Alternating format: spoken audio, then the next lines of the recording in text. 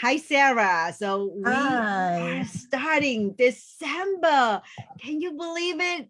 December No. is here already. We have a little less than a whole month to get to 2022. What are you getting distracting with? Today, Everything.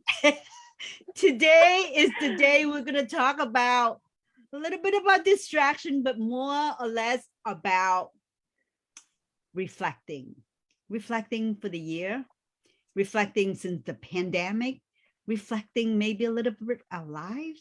And no better person to be a guest to starting off that than Kat, because I want you to get to know this person. She is phenomenal. But first, we're going to have Sarah introduce us the show and why we're here and who is Sarah, and what are we supporting. So Sarah, please take it away. Okay. Hello, everyone. It's always a pleasure to be back to talk with you. I just want to tell you a little bit about our journey, our platform here. We started since March 2020. And between Lee and I, we just got together and we realized, okay, thing is not going well. So let us do something to help people to stay calm, to not to be too fearful, because we have been through a very, very hard situation and we came out fine. So that's the only reason we want to come on this show, and just to inspire people so that you all can feel at peace, not to panic. So since May last year, we start to invite guests. So today we have one special guest. She's also from another country. So this is an international platform here. But anyway, so let me tell you about the organization that we support. It's called Together for Good, and Together for Good created this new project. It's Refugee Film School. Their goal is to help the refugee teen that live in Malaysia for a long time.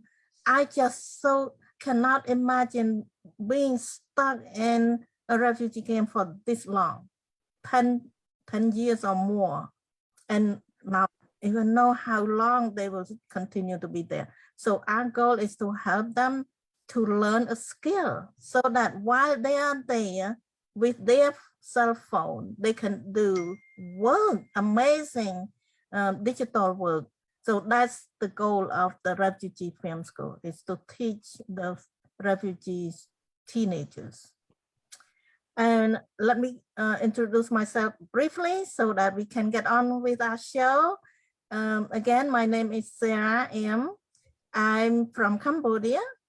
I lived through a very hard time in my country when the communist Khmer Rouge took over and they turned our life upside down, and our country also upside down.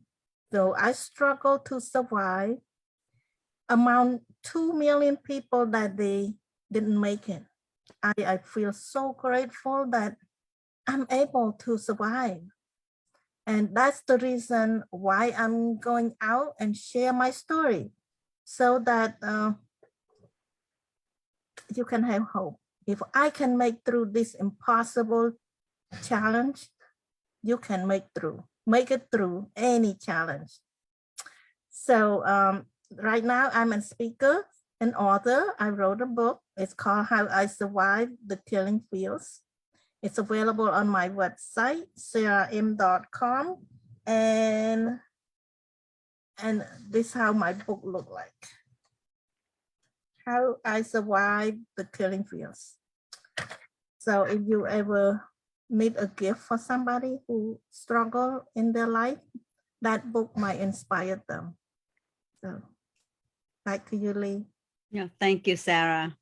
So when I met Sarah, it was really intriguing because she's from a neighbor country. She's from Cambodia. And in the same period, my family and I were from Vietnam, and we also escaped the communism out of Vietnam in a very, very similar period. Where she's got 2 million people genocide, we got hundred of thousand people who escape out to the sea and pretty much search for freedom, not knowing where we were heading to. Could be straight down to the ocean heart.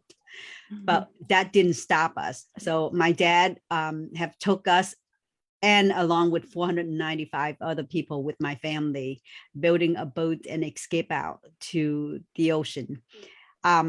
So we are the refugees at heart, and we have a big, huge empathy for people who left their home country in a hurry, because not because they want to, but because they have to.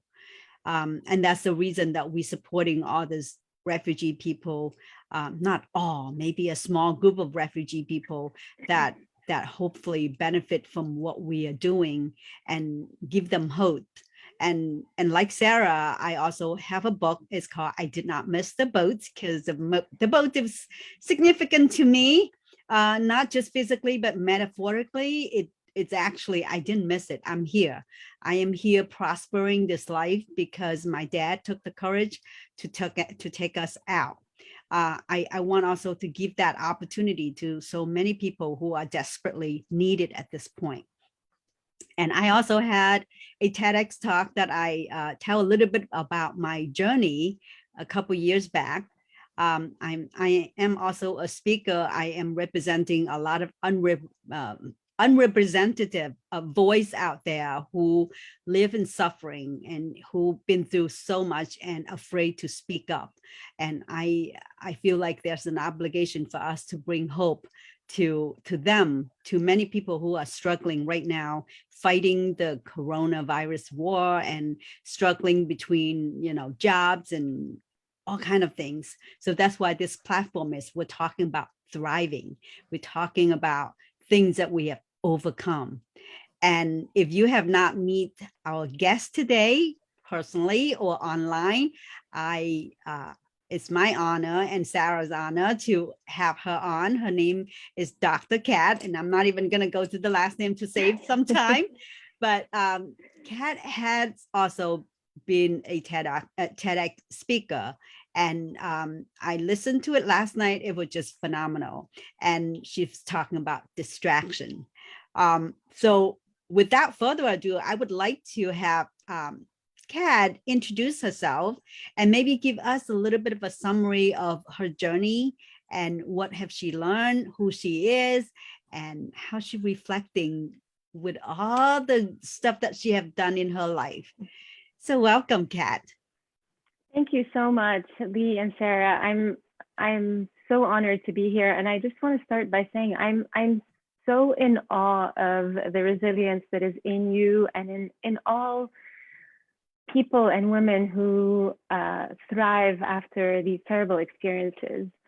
I've given this a lot of thought. Actually, my father was a refugee out of Poland. He was escaping communism when Poland was a communist country. And my mother is Lebanese, but she grew up in Jamaica, and her parents forced her to move back to Lebanon so she would be a proper Lebanese woman. And she didn't speak the language and she didn't know the culture, so she felt very displaced in her own country or in her parents' country. And then she met my father there. He escaped from Poland to Lebanon, and then they both got stuck in Lebanon during the war. There were several wars in Lebanon with surrounding countries, and then there was a terrible civil war when I was very young, and we couldn't escape.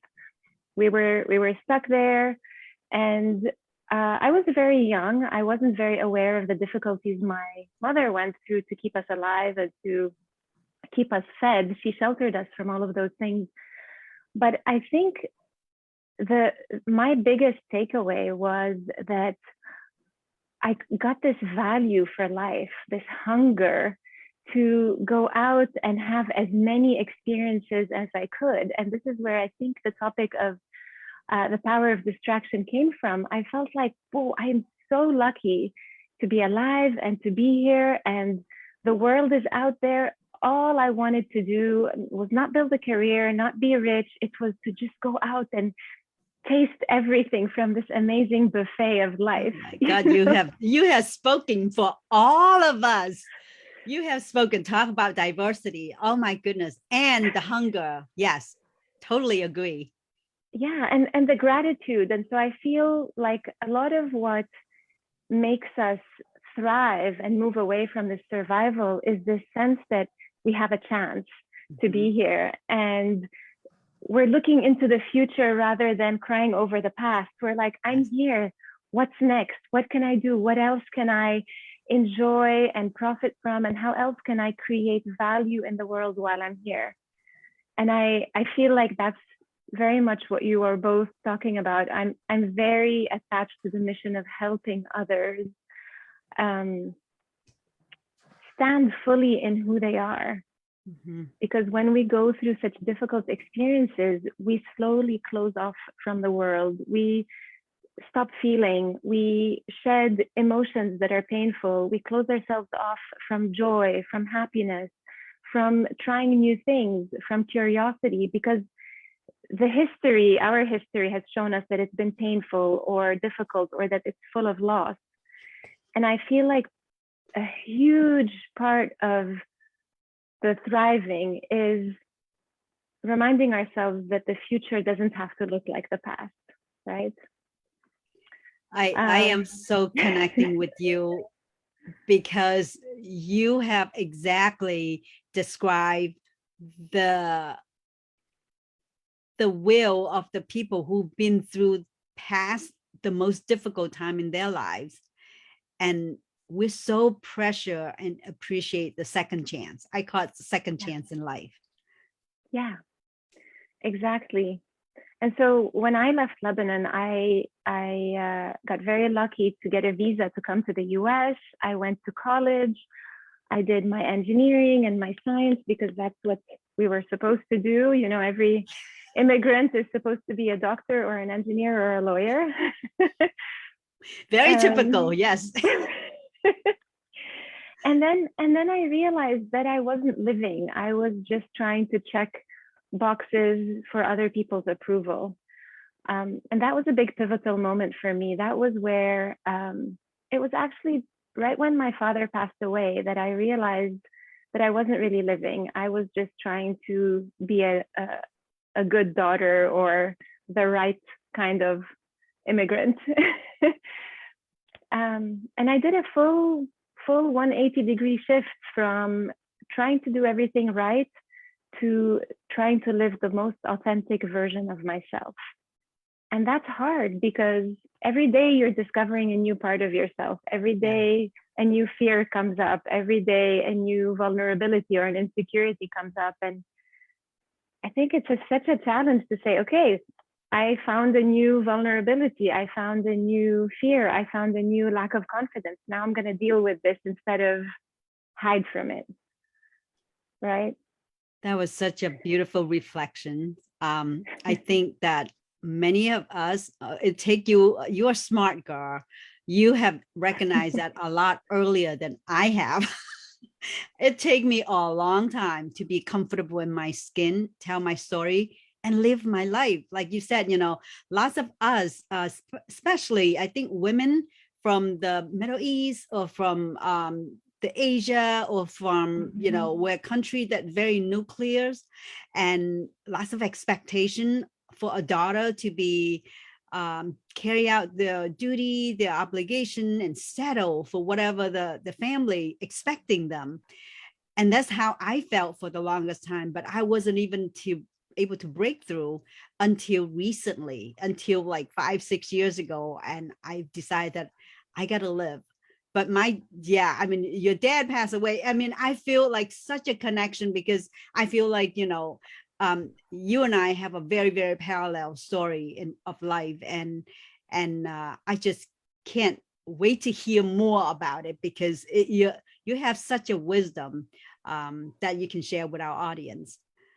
Thank you. I'd love to take ownership for it, but I really want to say that so much of the wisdom has come from being surrounded by really good people and having that support of people who were further down the journey than I was at the time. And this is why I so connect with your mission and what you were talking about earlier, Sarah, of supporting the teens that are refugees and that are stuck in camps or in places where they feel like there's no future or there's no avenue or there's no hope, because sometimes it just takes one person that you connect with to say, you know what, you can do it.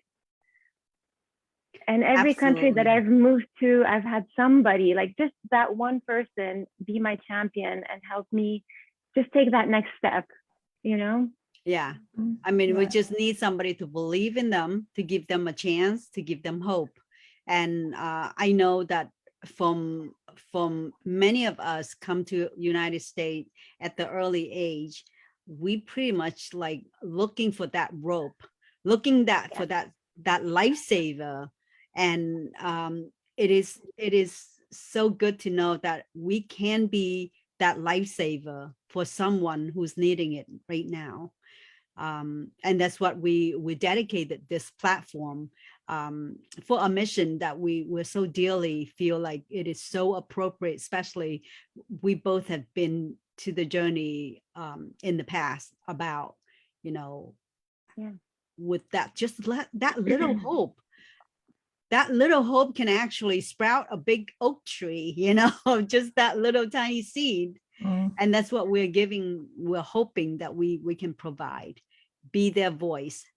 But so tell us a little bit about your distraction, how you have become such a big mission from one distraction to the next. You know, you get distracted and you get your college degree, you get distracted and you get your master, and then, you know, your journey to different part of the world, and what make you settle, what distract you the most, that make you stay put. So tell us a little bit of that. That's a great question. So again, I think it goes back to this source of I'm hungry to try everything, you know, to experience a little bit of everything. I don't want to miss out. Maybe some people would frame it as a fear of missing out, FOMO, but really it's just wanting to try a little bit of everything. So I got my degrees, and while I was doing my PhD, I found myself writing a blog creatively, like a fun blog about identity, actually, about what it's like to be a Lebanese living abroad. And then when I go home, I'm so missing home, and I get there and I'm like, oh, I don't belong here, I'm a foreigner. So I actually ended up publishing those blog posts into a book. It turned into a published book called Life as a Lebanese Lover, The Identity Crisis of a Maybe Lebanese. Because as you both know, you feel like an outsider when you're home, and then when you're here, you feel like you belong. Yes, right? Yes, and yes. Identity crisis, that's just a part of it. It's a part of being an immigrant, however way you package it. You don't belong at home, you don't belong where you are, but you're also a citizen of the world, right? I love that most, because when you don't see that you belong to everywhere, you belong to everywhere. Yes, exactly. Yes, exactly. Because when I speak Chinese, I felt like I don't really belong because I don't understand it. But I was born in Vietnam and I am not Vietnamese. So that tradition, you know, I know well enough, but it's not there. And then I was like, I am not American, but I do know enough because I lived here longest. But, you know, when I take myself out of that equation and say that, oh, you know what? When I listen to Chinese, I can get that feeling. When I listen to Vietnamese, I can put myself in that feeling. So when you say, you know what, I actually feel like I belong to all of them. So it's all different perspective. Or someday I'm going to learn how to speak, how to learn to do Cambodian so I can. You've encapsulated it perfectly. I don't belong anywhere, but I fit everywhere. And it just makes me want to hug the world, because I feel like I understand a little bit of every country or place that I've lived in. And you've been to? Tell us the countries that you've been to and explore. Oh, I'll tell you where I've lived for more than a month. Okay. Lebanon, the US, France, Italy, Guatemala, the United Arab Emirates, Dubai. And I think those are the places that I've stayed a while. You need another book. So I do have another book, and that one is called Future Proof. 13 things. So, we're talking about this being global citizens, traveling the world, getting wisdom from the people around you, and wanting to stand fully in yourself. And so after I wrote my book, I was like, oh, I didn't think I was creative. Let me explore creativity. So I got certified as a creativity coach, and I started working as a creativity coach. And I thought that's not enough. I need to be a professional development life coach. So I got certified in that, and I started working in that. And then I realized, oh, there's still so many things I don't know. So I got into emotional intelligence and leadership development. I got certified in those. And now that's what I do. I do coaching, because it all starts with understanding our emotions. What do we feel? Why do we feel these things?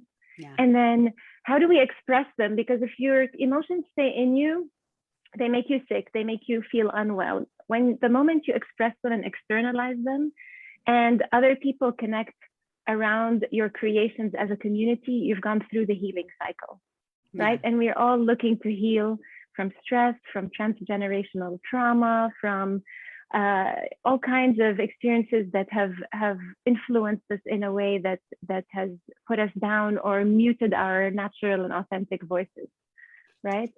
Yeah. I love it. I think a lot of time in the past, people call it psychology, but I love it when it's say emotional intelligence, because you don't really need to go through a lot of psychology. I mean, humans are intelligent and we all have emotion. If you can tap into that emotion, you can explore a whole lot further. Being empathy, being compassionate in their own shoes, and be able to understand that what they want and what they crave to have. So tell us about your degrees and your PhD.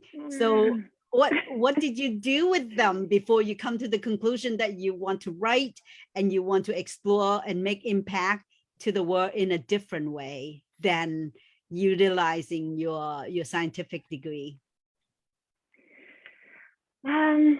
So there were two big moments stand out when it came to me deciding what I want to do with my degree. The first one is when I was getting my master's degree. I was at MIT. I was on a full scholarship, and everybody kept telling me how lucky I was. And yes, I was very lucky. But it was a very, very hard program in ocean engineering. It was very math oriented.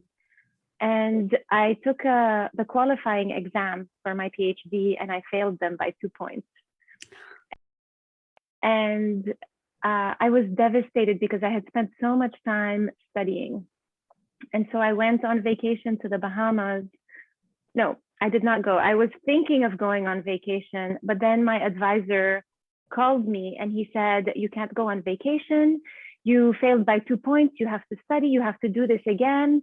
I have been at MIT since I was 14. He was an immigrant from China, and he had been at MIT since he was 14. He got in at a very young age, and he was in his 40s at the time. High standard. Talking about high standard. Oh my goodness. Very high standards. And I was 20. And I just remember thinking, I cannot think of anything worse than being in the same place 30-something years later. Like, I felt a panic when he said that. He was very proud, and it's an amazing accomplishment for him. But the way it landed for me was like a death sentence or a prison sentence. Yeah. Putting into an intelligent jail. Like, I want to go and explore the world. I don't want to be here 30-something years later still doing some research. And so I realized that I have a hunger for life, not a hunger for achievement. So that was a big, beautiful wake up moment. And the other was when my father died. Something died with him. It was this desire to make him proud. I think I just wanted to be an engineer because he was an engineer. and I wanted him to be proud, and he was bragging to all his friends, look at my daughter, look at what she Yeah. did. But when that was gone, I was like, I don't actually care Yeah. about this. What does Kat want? Right. Yeah, and I'm still figuring it out, and that's part of the distraction, you know, like trying different things. If you go into an ice cream shop and there are 50 flavors that you've never had before, you want to try them all to know which is your favorite, right? Yeah. You know, I listened to your TEDx talk last night, and there's an email about a 3 days LinkedIn retreat for today, whole day today, tomorrow, and Saturday. And I said, you know what? I do need some sort of distraction. So I clear out my calendar and get on the distraction, because the way you get distracted and you get a diploma and you get one master, then you get a PhD and you get things in life. And I think, you know, sometimes you got to open to say yes to things. Yeah, sometimes you need to shut it down and say no because you get overwhelmed. But for me, if you don't taste it, how are you going to know that if it tastes good or not? Exactly. So, and you can always stop halfway through. Nobody's forcing you to finish to the end. Well, I would have a master's degree in chemistry, but like you, I found out that it wasn't my passion. I took all the credit at Princeton University when I was working at Wyeth at the time. But I'm so glad I stopped, because all I need is a thesis before I can just get a master, and I get all the courses. But I felt like it wasn't really for me as much as I did it, because again, I'm trying to do it to please my father.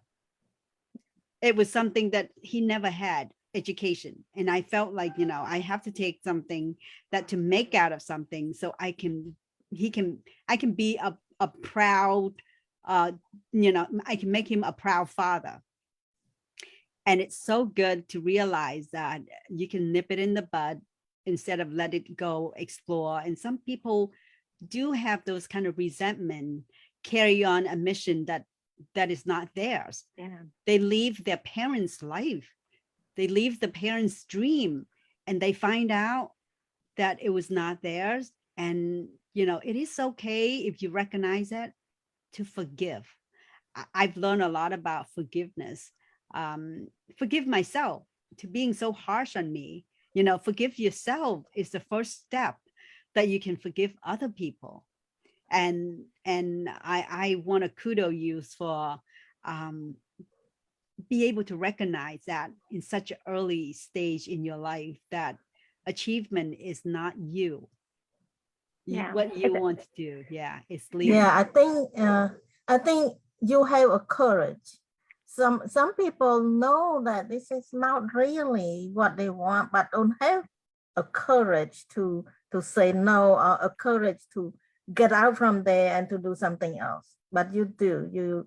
It's just easy. It's just easy to stay because you already work so hard for it. You get a good income, right? It's easier to stay than to step out and say, I'm going to try to do something completely different and shock the world. It's like, what happened to your degree? Oh yeah, I locked it in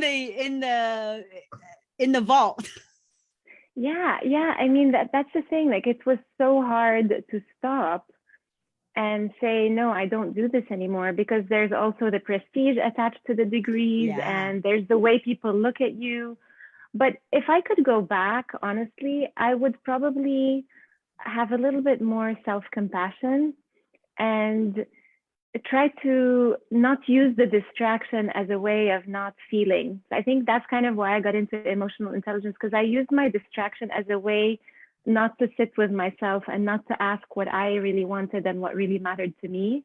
And now that I'm in my 40s, I'm so much better at doing that. I'll sit alone and I'll meditate and I'll be like, what is it that I want? Or if I'm upset with a situation, I ask, like, is this my problem, or am I just holding on to somebody else's problem as a distraction? You know? Such a wisdom. No, seriously, I think, you know, we all have to go through our own emotional in order to get to where we are. And I think it's the same for me, that I have a lot of self-doubt, a lot of things that I wasn't comfortable with who I am until a certain point, I guess it hit certain age. for me to actually feel like, you know what, if I don't do it now, when am I going to do it? Right. Right. I mean, time is passing by. Every time you turn around, it's Friday. Every time you turn around, that's another week. That's another month. I love that. Every So, time you turn around, it's Friday. yes. Well, and Friday is my happiest day. Sarah know that. But us joke aside, seasons pass by quickly, years pass by quickly. And I always say that, you know, the phrase that people say that dance like nobody's watching. If you're happy, dance. And don't Yes. worry about people watching or laughing or anything. Make them dance with you. But so what is your journey? What is Kat a few years from now? What do you see yourself? I want to start a center for well-being, creativity, and purpose, where I work with kids and teens and adults to better understand and creatively express their emotions, and then through all of that, find their own life purpose so that they eat life like a slice of watermelon, that they're not just floating along with it like debris in a stream, you know? Yes. That is a great mission. It's a legacy. It's a legacy that we all want to build. And I think, you know, a lot of time, sometimes we don't even think about ourselves anymore. We think about how we're going to make an impact.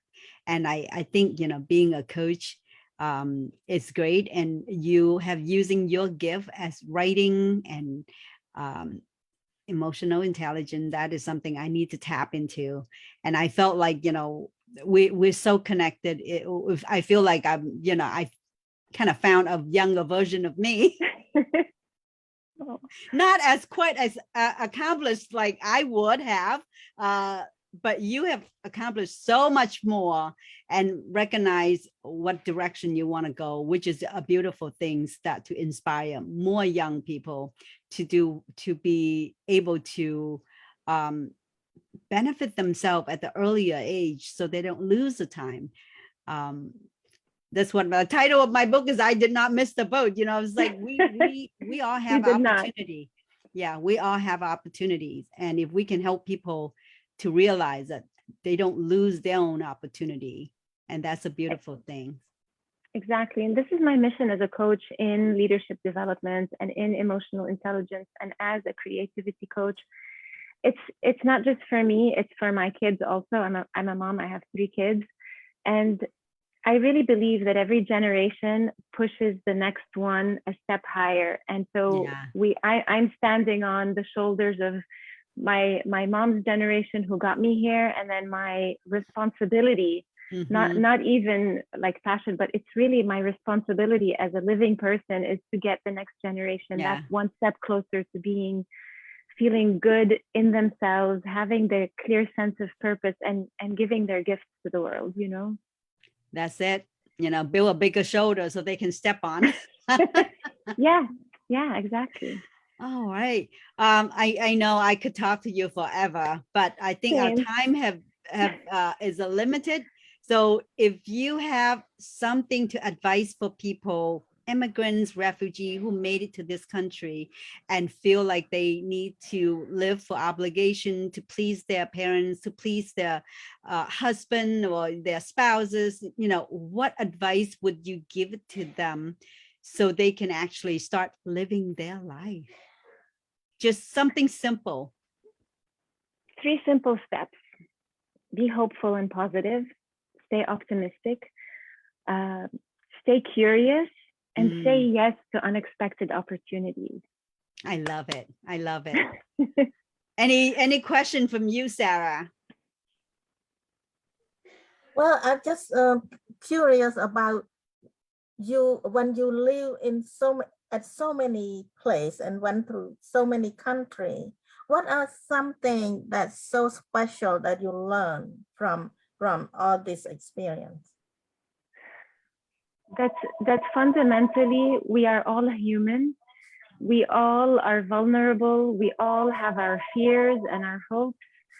but we're all the same. I mean, every country I've lived in, I've met the same kind of very human people. You know, we have a heart, we're scared, I'm sorry, the phone is ringing. We have a heart, we're scared, we have dreams and hopes, and some things hold us back, and we just need a push from somebody or something to make us move forward. And this is why I feel like travel is the best education for people. You know? Yes, you can see the world in a different perspective, in a different view, in a different lens. Absolutely. Yeah. Well, they're all great advices, and I just love having you here, and I love reading your story. And if people want to grab your book, can you just post a link, or can you tell them again where or Sure. how they can connect with you? I'll post it in the comments. Thank you both so much. You are both so inspiring. Oh, thank you for being here. I know it could be a busy day with 3 kids. So thank you, everyone. This is how we open December, and we hope that our conversation here would inspire you to also look back, reflect, to see what your life journey have been and how can you do differently so you can be happy going on forward. Have a good night, everyone. Good night, Good everyone. night. Bye, Good night. Kat. Hang around. Bye.